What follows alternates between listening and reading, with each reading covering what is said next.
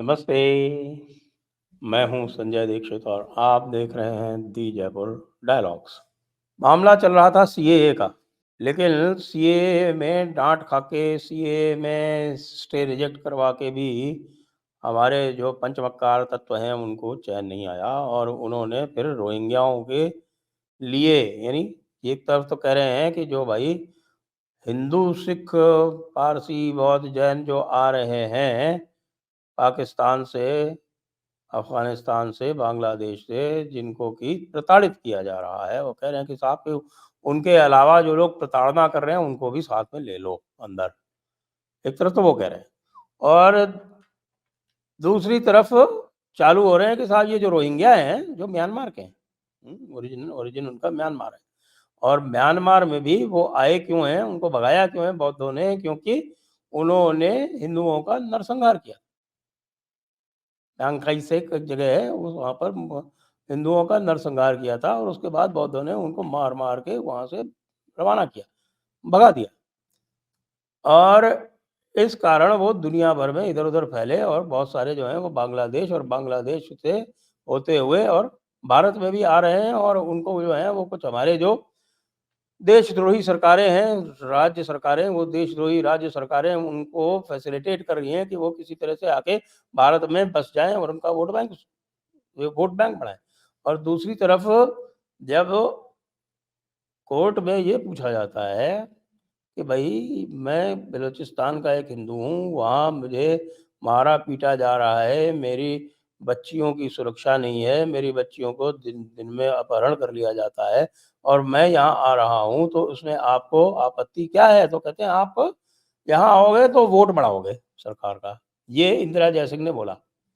लेकिन आज मुझे और अभी अधिक प्रसन्नता इसलिए हुई कि आज रोहिंग्याओं के मैटर में सरकार ने क्लियर स्टैंड लेके और सुप्रीम कोर्ट को 2 टूक एक बात बता दी ये कि देखिए, ये आपका क्षेत्राधिकार नहीं है। किसको सिटीज़नशिप देना है और किसको सिटीज़नशिप नहीं देना है, ये एक सॉवरेन राइट है गवर्नमेंट का और इसमें आप कुछ नहीं कर सकते। जो बाहर के जो इल्लीगल हैं, उनका कोई फंडामेंटल राइट नहीं है यहाँ पे। उनका कोई फंडामेंटल राइट नहीं है इक्वालिटी का या और किसी का। वो जो राइट्स हैं वो भारतीय नागरिकों को उपलब्ध हैं। केवल आर्टिकल 21 ऐसा है जो सभी लोगों पर लागू होता है क्योंकि वो ह्यूमन राइट्स वाला एक इश्यू आ जाता है कि भाई किसी की जान देनी है अगर, तो जान लेने के लिए जो है वो एक प्रक्रिया होनी चाहिए। उसके अतिरिक्त कोई भी फंडामेंटल राइट्स इनको अवेलेबल नहीं है। कल को आप इनको फ्रीडम ऑफ एक्सप्रेशन की दे सकते हो क्या? Available only to citizens. Right to equality जो है वो अवेलेबल टू सिटीज़न्स या जो नॉन सिटीज़न्स हैं वो सरकार डिटरमिन करेगी। कोर्ट नहीं डिटरमिन करेगा। कोर्ट कोई नहीं होता है डिटरमिन करने वाला। और आज ये सरकार ने स्पष्ट रूप से कोर्ट को कह दिया। यानी कोर्ट को ये कह सकते हैं कि भाई मीठा-मीठा एक ये जवाब दे दिया कि भाई माइंड योर ओन बिज़नेस। मीठे से क्योंकि कोर्ट में हर बात मीठे से कही जाती है। कोई बात कड़वी नहीं कही जाती। कई बार हमारे लोग जो हैं वो बड़े विचलित होने लगते हैं कि साहब कि ये क्या है? ये कोर्ट इस तरह से कर रहा है, कोर्ट इस तरह से कर रहा है और सरकार जो है वहाँ पे खड़े होके जो सरकार के वो वकील हैं वो माय लॉर्ड करते रहते हैं। भाई वहाँ माय लॉर्ड ही किया जाता है। इसके अतिरिक्त तो और कुछ भी नहीं किया जाता। माय लॉर्ड ही किया जाता है और माय लॉर्ड करके ही सारा मामला सँभाला जाता है। लेकिन ये है, मैं एप्रिशिएट करूँगा क्योंकि जो मुझे दिख रहा है, जिसकी बात हो रही है कि साहब कि मोदी जी कह रहे हैं कि हम बड़े निर्णय लेंगे, तो उस बड़े निर्णय में से एक बड़े निर्णय का संकेत आज मिल गया। वो बड़े निर्णय ये है कि ये सारे रोहिंग्या बांग्लादेशी जो हैं, बड़े निर्णय के तहत ये बाहर भेजे जाएँगे क्योंकि ये भी कह दिया कि हमने भैया यूएनएचसीआर का कोई रिफ्यूजी वाला जो ट्रीटी है वो हमने साइन नहीं की है। हम उससे बंधे हुए नहीं हैं। अगर यूएनएचसीआर किसी को रिफ्यूजी स्टेटस दे देता है तो उसको भारत सरकार रिफ्यूजी स्टेटस देने के लिए बाध्य नहीं है। ये बड़ी बात है। और ये है बड़े स्पष्ट रूप से कही गई है। इसके लिए तो देखिए भाई, जो लोग भी हैं और जितने लोग भी हैं जो सरकार को कोसते भी हैं दिन-रात, हमारे जो क्या बोलते हैं, एक्सट्रीमिस्ट टाइप के जो हमारे हिंदू लोग हैं ना, जो चाहते हैं कि साहब के पूरी तरह से सब सबको ध्वस्त कर दो, सबको उम, मार काट दो, सबको एक्स सबका जो है वो बिल्कुल साहब, कैसे जो है ये सरकार बेकार है, इसने ये नहीं किया, इसने वो नहीं किया।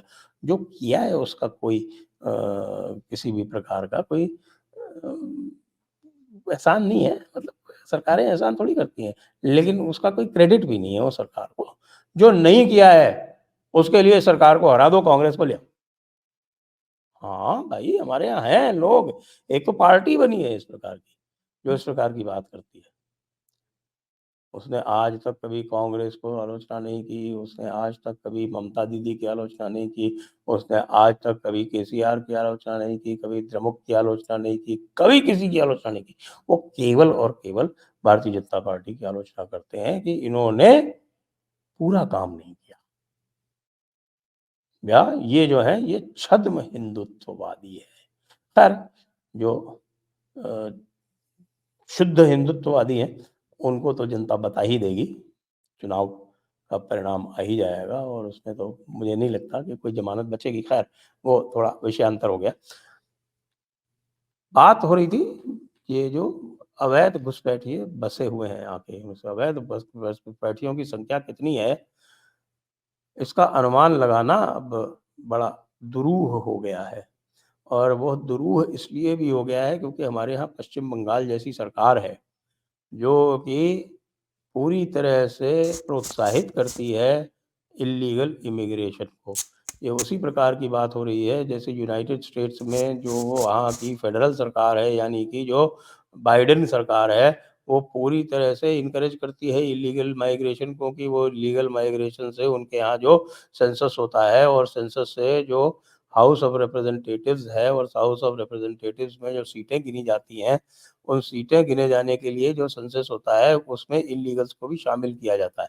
तो जहाँ ज़्यादा इल्लीगल होते हैं वहाँ उनकी सीटों का प्रोपोर्शन अधिक हो जाता है, तो इल्लीगल उनकी सीटें जो हैं वो डेमोक्रेट एरियाज़ में ज़्यादा हो जाती हैं, वहीं इल्लीगल को लाते हैं ये।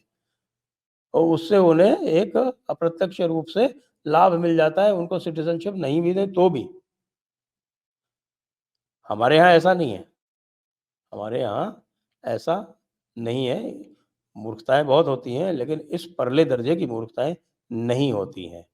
हमारे यहाँ जो सेंसस होगा या हमारे यहाँ जब डिलिमिटेशन होगा जो सीट्स का, तो जो एलिजिबल वोटर्स हैं केवल वे ही काउंट होंगे, दूसरे काउंट नहीं होंगे। तो इसलिए हम इस तरह की बेवकूफ़ियों से बचे हुए हैं।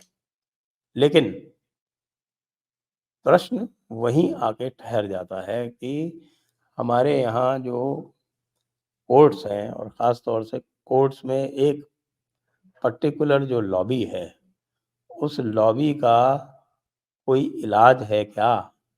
क्या फ्रीडम ऑफ स्पीच के नाम पर, क्या ह्यूमन राइट्स के नाम पर इनको अराष्ट्रीय गतिविधियाँ, देश विरोधी गतिविधियाँ, देशद्रोही गतिविधियाँ, ये सब करते रहने दिया जाना चाहिए? क्या फ्रीडम ऑफ स्पीच देश से ऊपर है? देश की एकता, अखंडता, सार्वभौमिकता से ऊपर है? संविधान में तो स्पष्ट लिखा हुआ है कि नहीं, ऐसा नहीं है, क्योंकि फ्रीडम ऑफ स्पीच एब्सोल्यूट नहीं होगी। ह्यूमन राइट्स जो हैं वो एब्सोल्यूट नहीं होंगे और जहाँ भी देश की एकता, अखंडता, सार्वभौमिकता का प्रश्न आएगा, तो वहाँ इनको कर्टेल किया जा सकता है, इनको रोका जा सकता है। लेकिन समस्या ये है कि भई सुप्रीम कोर्ट जो है हमारा, वो एक प्रकार से अपनी अलग ही डफली, अपना अलग ही राग, और वो अपने आप को अब स्टेट का पार्ट ही नहीं मानता, वो अपने आप को स्टेट आउटसाइड द स्टेट मानने लगा है। तो जो बड़े निर्णय होंगे, उस बड़े निर्णय में एक बड़ा निर्णय अपेक्षित ये है कि भई judicial reforms are a must, judicial accountability is a must. Judiciary जो है वो देश नहीं चलाएगी, यह निश्चित किया जाना परम आवश्यक है। और दूसरी बात, ये जो आजकल मैजॉरिटेरियनिज़्म का हौवा खड़ा करके एक माइनॉरिटी विदिन अ माइनॉरिटी या बिल्कुल एक छोटी-सी माइनॉरिटी, कुछ वकीलों की जो माइनॉरिटी है, वो कोर्ट के माध्यम से, सुप्रीम कोर्ट के माध्यम से जो देश को चलाना चाह रही है, यह तो कतई किसी भी प्रकार से इसकी अनुमति नहीं दी जा सकती।